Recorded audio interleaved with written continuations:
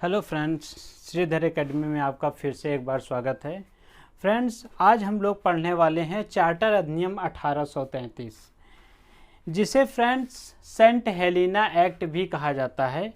Friends, इसको Saint Helena act क्यों कहा जाता है, इसके बारे में हम लास्ट में चर्चा करेंगे। लास्ट में इसके बारे में हम जानकारी देंगे कि इस एक्ट को सेंट हेलेना एक्ट क्यों कहा जाता है।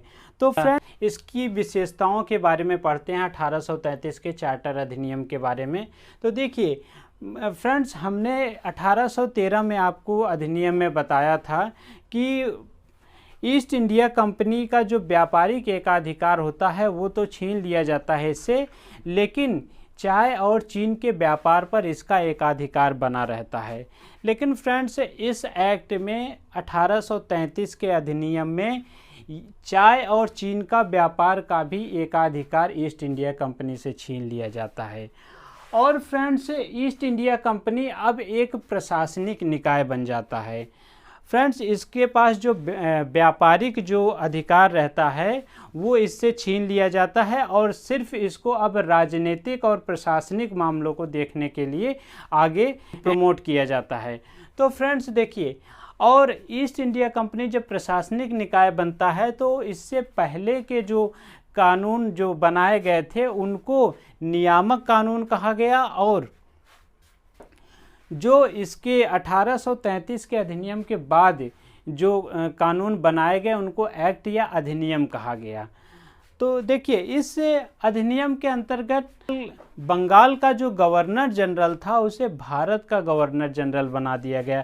मतलब यहाँ पे ये कि ब्रिटिश आधिपत्य के जो क्षेत्र थे भारत में, उनका संपूर्ण कार्य जो है बंगाल के गवर्नर जनरल के अधीन किया गया। मतलब अब उसे जो है भारत का गवर्नर जनरल बना दिया गया। और यहाँ पर सेंट्रलाइजेशन को इम्पोर्टेंस दी जाती है, केंद्रीकरण को।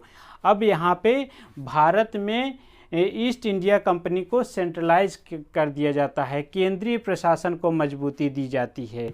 और बंगाल का अंतिम गवर्नर जनरल एवं भारत का प्रथम गवर्नर जिसे बनाया जाता है वह लॉर्ड विलियम बेंटिंग को बनाया जाता है। तो फ्रेंड्स, हम ये देखते हैं कि गवर्नर जनरल संपूर्ण देश के लिए एक ही बजट बना सकता है, और मद्रास और बम्बई के पास जो विधायी शक्तियाँ थी उस विधायी शक्तियाँ को उनसे छीन ली जाती है। और इस तरीके से गवर्नर जनरल की जो परिषद होती है उसी के द्वारा जो है संपूर्ण ब्रिटिश आधिपत्य के जो क्षेत्र थे उनके लिए बजट बनाया जाता है। लॉर्ड मैकाले की अध्यक्षता में प्रथम विधि आयोग का गठन किया जाता है इसी एक्ट के तहत। और भारत में दास प्रथा को विधि के विरुद्ध घोषित किया जाता है कि भारत में जो दास प्रथा का जो प्रचलन है अब यह एक तरीके से विधि के विरुद्ध, कानून के विरुद्ध घोषित कर दिया गया। लॉर्ड एलन बोरो के द्वारा जो है 1843 में इसे जो है समाप्त कर दिया जाता है, पूर्णतः समाप्त कर दिया जाता है दास प्रथा को। और फ्रेंड्स, हम देखते हैं कि 1833 के इस अधिनियम में भारतीयों के लिए सिविल सर्विस में खुली प्रतियोगिता के आयोजन में भाग लेने की व्यवस्था की जाती है। किंतु इसमें एक बाधा ये उत्पन्न होती है कि बोर्ड ऑफ डायरेक्टर्स के जो मेंबर्स होते हैं उनके विरोध के कारण इसको प्रभावी ढंग से लागू नहीं किया जाता है, और आगे आने वाले अधिनियम 1853 में इसको जो है लागू किया जाता है। और फ्रेंड्स, जो है मैंने आपको बताया कि बोर्ड ऑफ डायरेक्टर्स के विरोध के कारण जो है सिविल सर्विसेज में भारतीयों को शामिल नहीं किया जाता है। तो फ्रेंड्स, हम ये भी देखते हैं कि भारत को सेंट्रलाइजेशन, केंद्रीकरण को मजबूती मिलती है। मतलब जो है यहाँ पे अब केंद्रीय प्रशासन एक तरीके से प्रभावी होता है। और मैंने आपको बताया था सेंट हेलेना एक्ट इसे क्यों कहा जाता है। तो फ्रेंड्स, सेंट हेलेना एक आइलैंड है जो भारत और ब्रिटिश के बीच में पड़ता है। ये एक आइलैंड करीब हजारों किलोमीटर दूर है भारत से। जब ब्रिटिश यात्रा करने भारत में आते थे तो पहले इस आइलैंड पे रुकते थे, फिर उसके भारत में आते थे। तो एक तरीके से, और फिर इस आइलैंड के बारे में ये भी कहा जाता है कि नेपोलियन को यहीं पर कैद करके रखा गया था और 1843 में उसकी मृत्यु हो जाती है।